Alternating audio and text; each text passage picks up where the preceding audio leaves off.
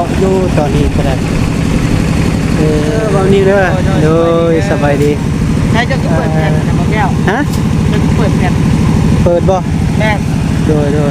แบตมัดไว้เลยไปดีเด้อล่ะเด้อโดยเจ้ามาติใส่ไปเอาเกิบอ้าวคือไปปะเกิบอยู่ป่าแท้วะมาหดผักบ่แต่ว่าน้องเพิ่นนี่ก็ขยันพี่น้องเอ้ยเพิ่นไปหาขุดเขียดบ่แล้วก็แย่ไข่มดแดงบ่เลยไปแย่ตลอดบ่ไข่มดแดงบ่มันยังบ่ตื่นยังบ่ตื่นเลยไปแย่แล้วก็เอาไปขายวางขายแล้วเนาะอยู่ทาง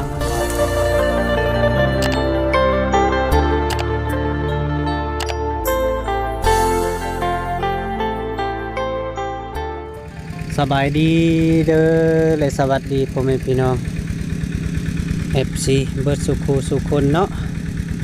ปะเปิดภาพขึ้นมาเนาะพี่น้องเนาะแล้วก็อยู่ที่หน้าหนองน้อยแล้วก็น้องอิ๋วพี่น้องเอ้ย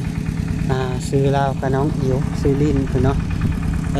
พี่น้องเนาะก็เปิดขึ้นมาก็มื้อนี้เบาแก้วก็มาเบิ่งทางน้องเพิ่นมีข่าวดีแล้วพี่น้องเอ้ย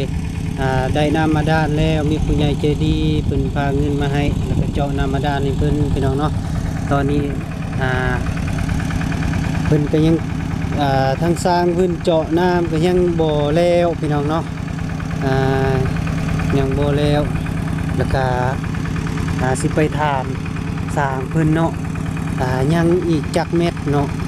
เพื่อสิแล้วอันนี้นะพี่น้องเนาะตอนนี้ก็ค่อยคำลงแรงแล้วพี่น้องเนาะก็มีกาดกับคำเดี๋ยวพี่น้องเอ้ย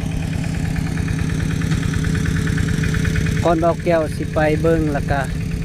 เบาแก้วก็ขอขับทักทายสบายดีพ่อแม่พี่น้อง FC เบิร์ดสุขคนต่างฝั่งไทยและฝั่งลาวต่างประเทศนำเด้อเนาะไปยินดีต้อนรับเข้าสู่ซองของเบาแก้วซาแนวคือเก่าพี่น้องเนาะพี่น้องเนาะบ่าวแก้วก็สิให้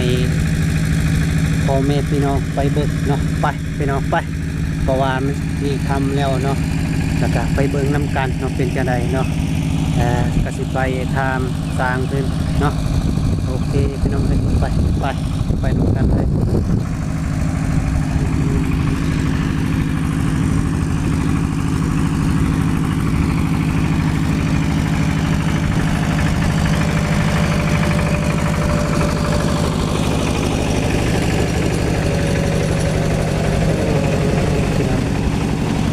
เจาะอยู่ตอนนี้ก็ได้จะมาผู้เดียวเวลามากับหมู่ใส่หมู่เจ้าฮะลงไปตักน้ำลงไปตักน้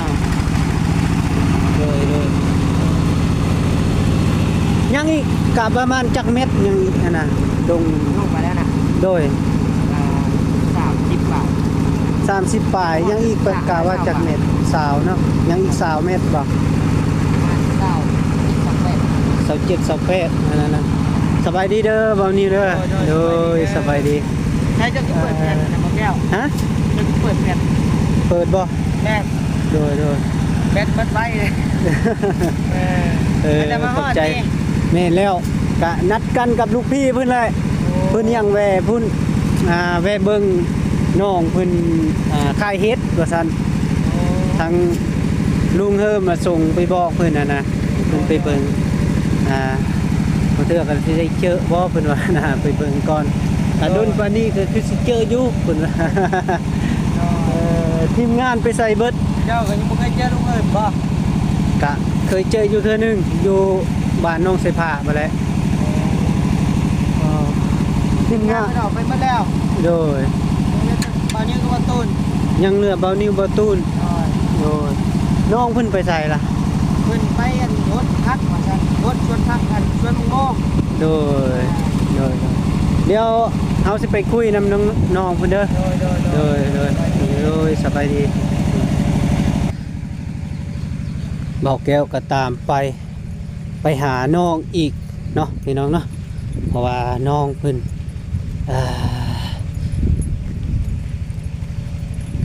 ไปตักน้ำว่าสั่นพี่น้องเอ้ยทาง เบานิวเพิ่นสิหดมักหมู่คือเก่าพี่น้องเอ้ยเบาแก้วก็ตามไปเลยพี่น้องเอ้ยโอ้มักหมู่เพิ่นอยู่พุ่นทางสร้างเพิ่นก็ทางน้ำก็สิแล้วพี่น้องเอ้ยยังอีก5 เมตรเพิ่นว่าซั่นก็สิแล้วก็เบาแก้วก็ไปหาน้องเพิ่นก่อนเป็นจังใดก็ได้มาอีกมื้อที่3แล้วพี่น้องเอ้ยมื้อที่3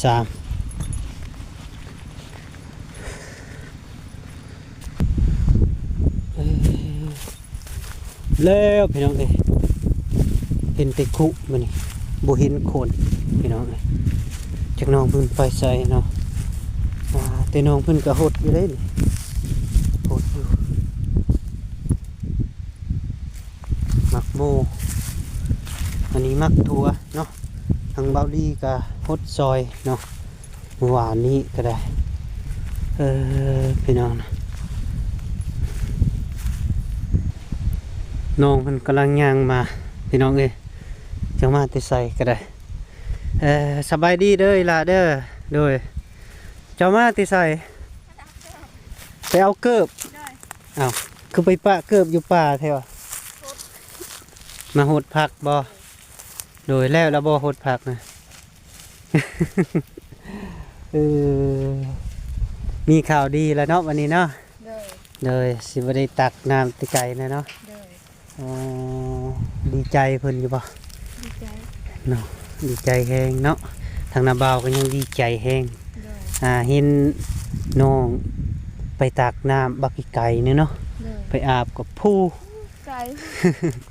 ต้องได้ข้ามดงข้ามป่าไปเลยเนาะเพื่อที่ฮอดเนาะน้ำกินนี่อาจจะไปตักคือเก่าเนาะน้ำกินมีแต่น้ำใส่สะดวกเนาะสบายดีลุงปะเด้อ เพิ่นมาแต่เช้าละบ่โดยแม้แต่9 โมง 9 โมงอ้าวนั่งลงนี่มานั่งนี่ก็ได้เจ้าเลย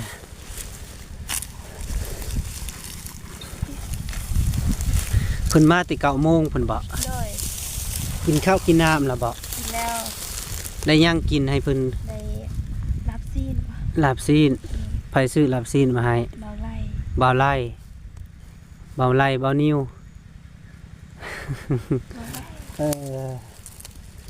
อีโพเพิ่นก็อยู่บ่ อยู่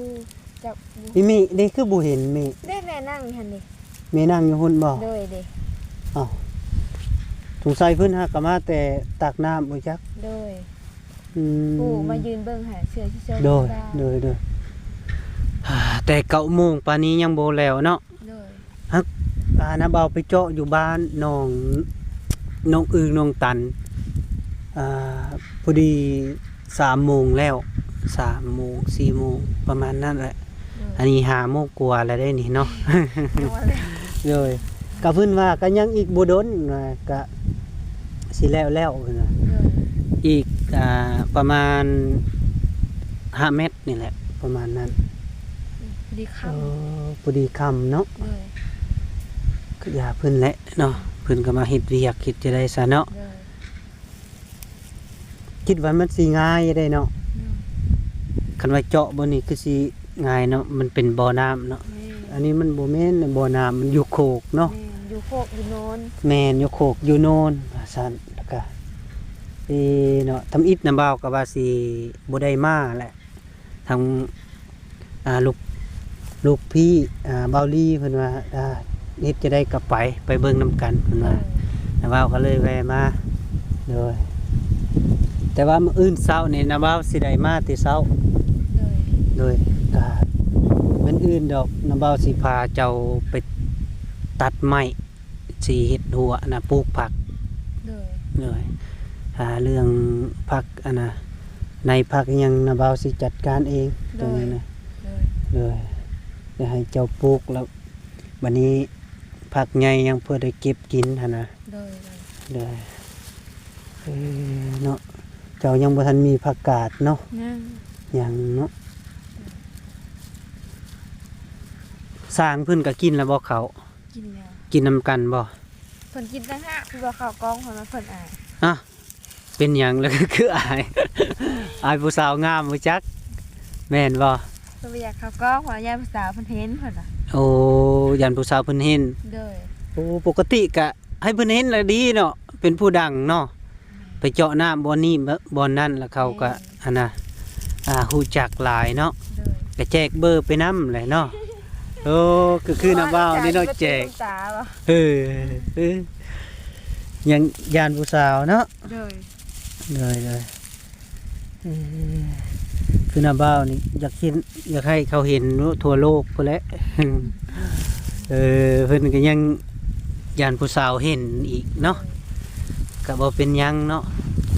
แล้วแต่ไผแต่มันอันนี้เนาะ โดย เออมื้อนี้ก็ทีมงานมาหลายบ่ลูก ได้ หลายคนเนาะเออเวลาว่างๆก่อนจึงน้าบ่าวสิพาเจ้าไปกินสินดาดนั่นแหละ โดย โดยไปทางนี้เนาะ เด้อ เบานิ้วคือสิฮู้แล้วเนาะ ฮู้แล้ว เป็นมื้อเนาะมื้อนั้นเพิ่นมากับทางนี้บ่ บ่ ทางหุ้น โดย โอเคพอดีแล้วเบานิ้วเพิ่นฮู้แล้วค่ะโอเคเนาะน้าบ่าวบ่มีหยังได้มาพากได้โดยมีแต่ว่ามาแบบน้าบ่าวก็มาแต่พูดแหละมาติคนมันยังหลายมันก็ได้ โดย ยังบ่แล้วเทื่อก็ได้ โดย น้าบ่าวเอาเงินให้เจ้าเติมบัตร ขอบ เด้อ ใจละลายเด้อ โดยบ่เป็นหยังโดยเอาไว้เติมบัตรเติมเบอร์ว่าซั่นก็ได้โซลาร์เซลล์นี่ยังบ่มีเนาะ นั่ง ยังเนาะโซลาร์เซลล์พอได้สากโทรศัพท์นี่เนาะยังยากเนาะไปสากอยู่บนเนาะแม่นง่ายเด้ โดย เนาะเพิ่นก็ได้เบานิ้วไปแล้วบ่จักกันนะก็สิแม่นไปแล้วเบายาวนี่ไปแต่ดนบ่ โดย ได้เอาแน่มาพี่แน่มันนะบ่จืดจุ๊บ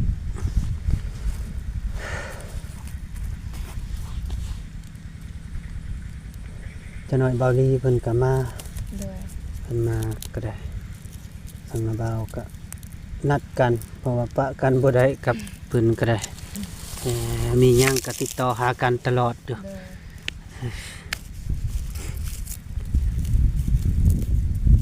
เจ้าได้เห็นเนาะบ่อันน่ะซองของเบาลีเบายังเข้าไปเบิ่งแล้วบ่ บ่ ซองนาเบายังเข้าไปเบิ่งแล้ว ยังบ่ทันได้เข้า ยังบ่ทันได้เข้า โดย จะเอาโทรศัพท์มาอยู่บ่ เอามา เอามาบ่เบิ่งนาเบาที่ตั้งก่อน นี่จะเองนี่คืองานเดียว เลยหยับมาพี่ก็ได้หยับมาดำโอเค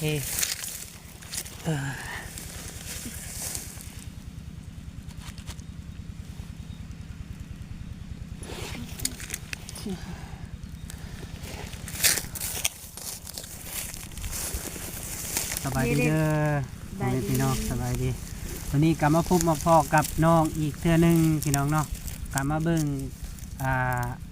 เพิ่นมีข่าวดีเพิ่นทางสร้างเพิ่นก็ได้มาเจาะน้ำให้แล้วก็มีผู้ใหญ่ใจดีเพิ่นฝากเงินมาให้เนาะ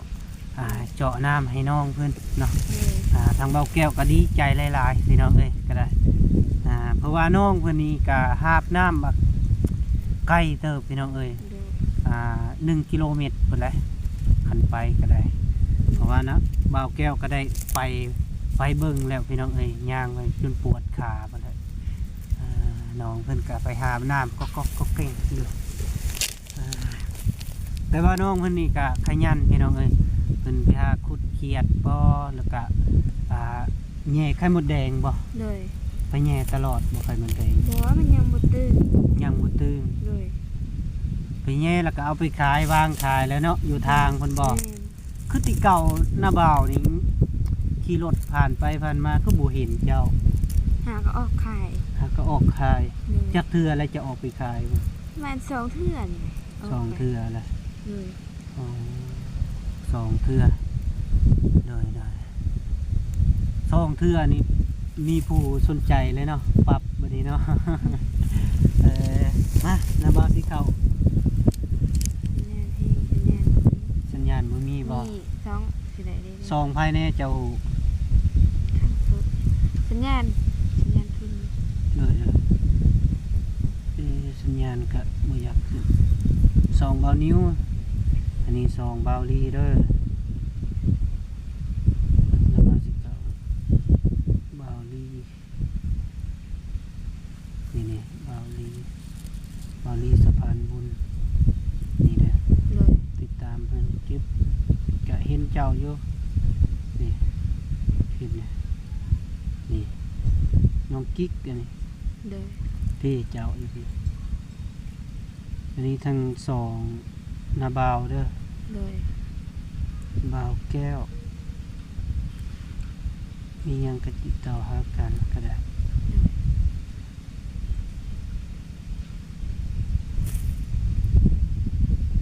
เลย สองบาวแก้วพี่น้องเอ้ยบาวแก้วซะแนวพี่น้องเอ้ยน้องเพิ่นยังมันฮู้เนาะทางซองเบาลี่แน่กับซองเบาแก้วเพิ่นก็ยังบ่ฮู้แล้วก็เลยกดให้เข้าให้เพิ่นเนาะพี่น้องเนาะพอได้เพิ่นเบิ่งเพิ่นเองหั่นล่ะซอง YouTube ก็ได้แต่ซองเบานิ้วนี่ฮู้สิดนแล้วบ่ หาก็ฮู้เช้านี่ หาก็ฮู้เช้านี้ เลย เราเข้าให้เจ้าเบิ่งบ่ บ่ น้องเข้าเอง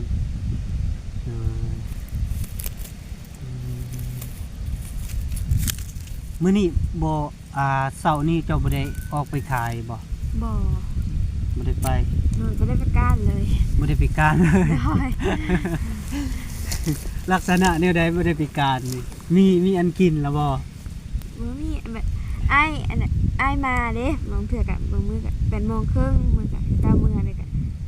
หลังจากกะเจ้ามื้อแล้วกะบางมื้อกะนอนเลย โดยดึกแล้ว แม่นแหละบางเทื่อก็เบานิ้วเบายาวเพิ่นก็เมื่อตอน8:00 นแลงเนาะ เลย แล้วก็เจ้าก็บ่มีเวลาออกไปการว่าซั่นเนาะ เลย โดยก็ดีคือกันอีละ เลย ปะให้มันใหญ่ก่อน เลย เนาะ เลย ปะให้มันใหญ่ก่อนแล้วก็จึงไปการใหม่ เลย กะคนอื่นก็ไปอยู่บ่ ไปช่วงนี้มันบ่ค่อยได้มันหนาว มันหนาวเนาะ เลย แม่นแหละคนเฮาก็ยังนอนขดอยู่โคโล หนาวเนาะ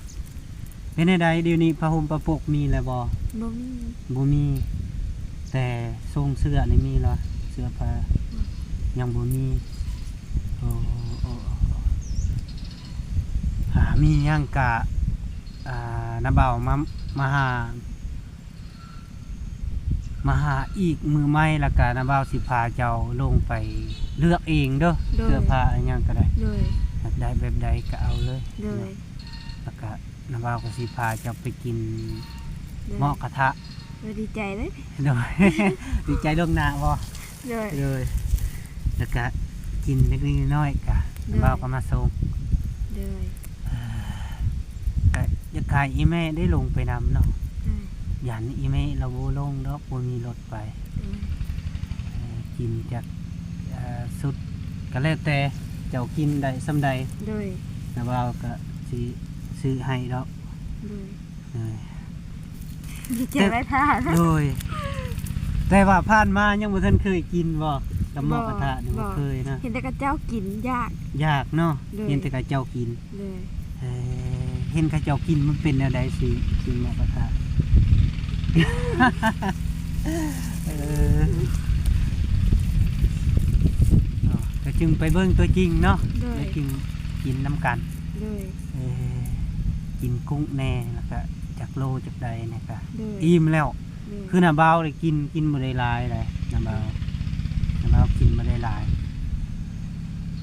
กะกับสินหมูนี่ก็อยากบ่อยากทึกปานใดอะนะกินได้อยากจิบทองมันกินหลาย เลย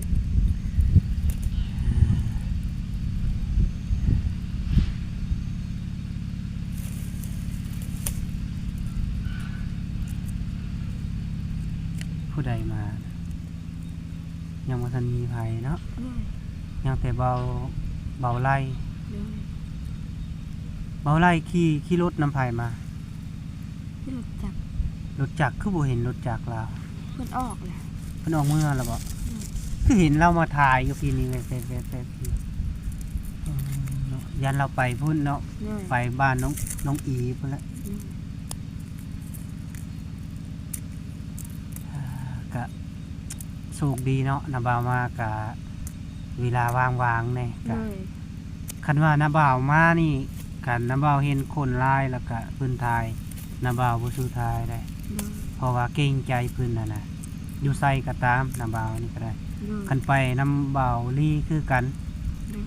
คันไปเขตนี้เขตนั้นเนาะคือว่านาบ่าวติดต่อหาเพิ่นแล้วก็ให้เพิ่นถ่ายก่อนหลังจากเพิ่นถ่ายแล้วแล้วก็นาบ่าวจึงไปถ่ายเล็กๆน้อยๆ นะนาบ่าวคนเกรงใจหลายนะ โดย เออ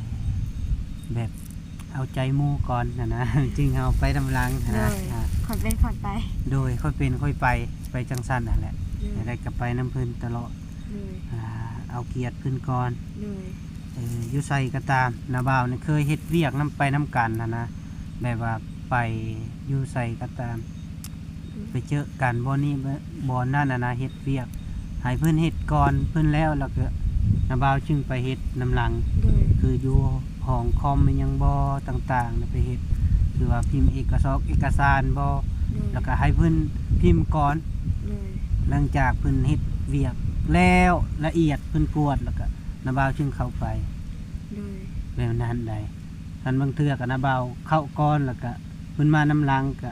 นาบ่าวก็อนุญาตให้เพิ่นเฮ็ดก่อน โดย การเฮ็ดเวียกนาบ่าวเกรงใจหมู่ที่สุด โดย การเฮ็ดนี่ก็ได้กินข้าวกินน้ำคือกัน ต้องหมู่กินก่อน โดย อิ่มแล้วก็จึงกินน้ำกันได้เวลาเฮ็ดกินก็บ่ได้สิหยิบกินบ่มีแต่ว่าเฮ็ดกินแล้วก็จึงเอิ้นหมู่มากินน้ำกันในจังซั่นคันเรื่องซีมก็ซีมอยู่บางเทื่อมันเค็มเกลือบ่เค็มเป็นนัวจัง แม่น ก็จึงอันนั้นได้ โดย เจ้าก็เคยเฮ็ดกินบ่ เคย เจ้าเคยเฮ็ดกินหยังแหน่ แกงหน่อไม้ แกงหน่อไม้ ปิ้งปลาคั่วอีหยังปลาซิวอีหยัง ตำมะคุงตำมะทั่ว โดยแบบอาหารธรรมชาติเฮา โดยน้ำบ่าวอยากซีมเด้ซีมือ แต่โมแซ่บหรือบ่ โดยกะน้ำบ่าวบ่ได้เลือกในการกิน ถ้าเน้มอิ่มแล้วพอ โดย ไปใส่กะยาน้ำบ่าวนี่ความสบาย โดย เข้าดีดอกกับปันให้มันปันกินคันมันอิ่มแล้วก็จึงไปเลย โดย บ่ได้เลือกกินว่าคงกินแบบนี้มันบ่ได้ติ โดย แต่แนวแต่เฮาบ่กินหั่นน่ะ โดย น้ำบ่าวจึงตินะประเภทของกินอยู่สบายน้ำบ่าวนะอยู่น้ำหมูน้ำคูก็อย่ามีแจวก็จ้ำแจวไปจังซั่นลวกผักแข็งน้ำบ่าวมากที่สุดเลยลวกผักกับแจวปลาแดกว้าที่เท่า แซ่บ แซ่บที่ ก็ สุด มากกันนะ โอ้ยแซ่บที่สุดอยู่ในโลกเฉพาะน้ำบ่าวนะ โดย การกินบางเทื่อก็มีหมากกล้วยบ่กินกับกล้วยก็มะม่วงตอนมะม่วงสุกแล้วก็กินไปจัง มอ ซั่ ง น กิน มงกินแห้งคัก โดย ปาดแล้วก็ตุยเนาะ โดย คักอีหลีมันได้เลือกกินว่าเป็นซีนอีหยังบ่นะบ่าวคันกินซีนลายก็แบบบ่ถือกันนะจะเป็นจังไดมันกินแล้วมันเมื่อยอะนะกันกินหลายกันกินตามเล็กน้อยนี่ก็ได้อยู่กินก็ได้เป็นซีนงัวซีนควายนี่ก็ได้หลักๆก็ซีนแบะน่ะบ่ปานใดนะบ่าวกันกินแล้วมันเมื่อยก็จะเป็นน้ำทงส่งบ่หรือเป็นนี่แหละก็ยังบ่ทันฮู้เนาะเป็นน้ำทางส่งเนาะเพราะนั้นบ่พออีหล่ะนะ โดย มีงัวจักตัว 3 3ตัวเถิกเบิด โดย บ่มีตัวแม่ บ่มี ตัวแม่ไปใส่ บ่มี บ่มีเลย ซื้อมาเลี้ยงว่าหรือเป็นจังได ซื้อ หรือว่าเพิ่นปานให้ ซื้อมาเลี้ยง ซื้อมาเลี้ยงเนาะ โดย คักอยู่เนาะมันตุยกระลุยกระลุยอยู่น้ำบ่าวมักที่สุดได้งัวแบบนี้นะติเก่าน้ำบ่าวคันเห็นแล้วก็โอ้จัดการเลย เพราะว่าน้ำบ่าวมีสาขาผู้หนึงผู้มักซื้องัว โดย กะทั้งพุ่นแหละทั้งเหนือเฮาทั้งเหนือพุ่นแหละขึ้นมาเด้คนเอาง่ายๆกับคนเราสูงเพิ่นมักมาซื้อแล้วก็เป็นหมู่กับนาบ่าวเด้นาบ่าวมักไปซื้อเป็ดซื้อไก่แล้วเพิ่นฮู้จักเด้เจออยู่ทางเพิ่นว่าปล่อยมักซื้องัวเพิ่นว่าสิลงมาซื้องัวได้เพิ่นก็ไล่ให้โตนึงกัน200,000บ่หรือว่า100,000นี่แหละคันไล่นาบ่าวก็ติดต่อให้เพิ่นนาบ่าวเคยไปแล้วทางนี้นะมันมีแยกทำอิฐแต่เด้มี2แยกเข้าไปพุ่นเอาไปเบิ่งงัวพอดีนาบ่าวไปเพิ่นก็ขาย5ทึกเลยพอดีนาบ่าวก็ได้เงินอยู่ตอนนั้นเงินก็ยังแพงอยู่ยังบ่ทันเพอ เลย นาบ่าวเฮ็ดก็ได้ก็เดี๋ยวนี้แหละเงินก็เพอเงิน1 ล้านกีบเข้าไปแป๊บเดียวเบิดนะ โอ้ยตัวพี่น้องถุงเสื้อสุดหนึ่งก็ล้านแล้วนี่ก็ได้เนี่ยก็อุดทนเนาะมื้ออื่นกสิตัดไม้นี่ตัดไปทางใดมันมีไม้เจ้า บ่มีไม้เฮาเลย บ่มีนั่นน่ะได้ทางนั้นนี่ซะ ไม้มะเท่า ตัดได้บ่ ได้ ได้เนาะ เลย ต้องได้ผ่านเพิ่นก่อน เลย ก่อนสิตัด เลย อยากให้เจ้าเฮ็ดผักนานผักจัก3-4 นานนะ เลยเลย แล้วก็พอได้ปลูกผักกาดซ้อมดอกนะ เลย มันเฮาได้น้ำแล้วมันสะดวกไปกว่าเฮาโยมทิ่มอะนะ เลย ได้น้ำแล้วก็โอเคแล้วต้องเป็นคนดุมันนั่นแหละ เลย คันผักเจ้าใหญ่จะออกไปขายก็ได้คือกัน ได้ เนาะ เลย ลายกับผักกาดซ้อมดอกเป็นจังซี่เจ้าเฮ็ดชมผักเป็นบ่ เป็น คันปลูกแบบประเภทผักกันนะผักกาดตีนมีอะเด้คันมันใหญ่มาแล้วเฮาคันสมอะนะ เลย ก็ออกไปขายก็ได้คือกันส่วนหลายก็คนที่เจ้าขายน้ำกันนั่นแหละซื้อเองอะนะคันมันแซ่บแล้วเพิ่นซีมโอ้มนแซ่บเพิ่นก็ซื้อแหละก็บ่ขายแพงถุง 5,000 10,000เฮาก็เฮ็ดตามทุ่งนั่นแหละทุ่งน้อยทุ่งใหญ่ก็ไปขายพอได้มีเงินเก็บนั่นแหละ เลย แห่ทุ่งเจ้าหั่นแหละเวลาเจ้าไปใส่ก็พอได้มีเงิน เลย เก็บน้าบ่าวเฮ็ดจังหั่นได้ตอนเป็นนักเรียนก็ได้ไปเก่าน้าบ่าวเนี่ยไปซื้ออันน่ะขนมอุ้มยิ้มนี่ตอนอยู่เป็นนักเรียนซื้อเป็นกระปุกเนาะเขาเฮ็ดเป็นกระปุกเด้ที่เก่าแล้ว เลย แล้วก็แยกขายได้ก่อน2,000 1,000ไปจังซั่นน้าบ่าวจนเรียนจบไปได้เฮ็ดจังซั่นก็หมู่หลายคนเขาก็ว่าเจ้าเฮ็ดเป็นเจ้าบ่ได้อายบ่ก็อายอยู่กับมันจำเป็นเนี่ยบ่มีเงินเด้ ขายเฮาบ่มีกินเนาะ โดยคันอายเฮาบ่ได้มีกินน้ำหมู่เด้ เลย โดยเขาเพิ่นมีเด้พ่อแม่เขามีแล้วก็น้าบ่าวก็เฮ็ดไปจังซั่นหั่นแหละ เลย แล้วก็พอได้เรียนจบแล้วก็ไปรับจ้างก็หลายเทื่อไปทำงานรับจ้าง เลย ได้เงิน10-20,000ไปซื้อบิ๊กซื้อซอมาเขียน เลย จนเรียนจบแล้วก็จบมาแล้วก็มาเฮ็ดเวียกอยู่สวรรค์ก็หลายปีแล้วน้าบ่าวก็ได้ เลย หลายปีแล้วจนเฒ่าอะไรนี่เลย เฒ่าเติบเลยน้าบ่าวก็ได้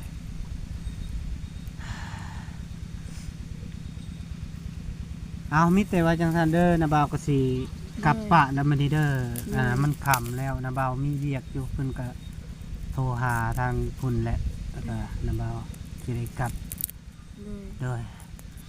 เอาขออยู่ดีมีแห้งเด้อพ่อแม่พี่น้อง FC เบิร์ดสุขุสุคนแล้วก็ทางผู้ใหญ่ใจดีเพิ่นมาฝากเงินมาให้น้องได้นำมาด้านแล้วก็ เลย ทางเบาแก้วก็ขอมกขอบใจหลายๆเด้อพี่น้องเด้อขออยู่ดีมีแห้งสุขภาพเข้มแข็งอย่าเจ็บอย่าจนเด้อพี่น้องเด้อไปใส่มาใส่ก็มีคนฮักคนแพงว่าซั่นเนาะปรารถนาสิ่งใดขอให้ได้สิ่งนั้นเด้อเมื่อทุกท่านทางเบาแก้วก็ขอโตวเดินทางก่อนพี่น้องเอ้ยก็ถ้าเบาลีมาก่อนแล้วก็จึงสิกลับเมื่อแล้วพี่น้องเอ้ยมันค่ำแล้วก็ตอนนี้ก็ได้ก็4 โมง 5 โมงแล้วพี่น้องเอ้ย เลย ขออยู่ดีมีแห้งเด้อขอขอบใจเด้อลาเด้อขอบใจหลาย เลย ๆบ๊ายบาย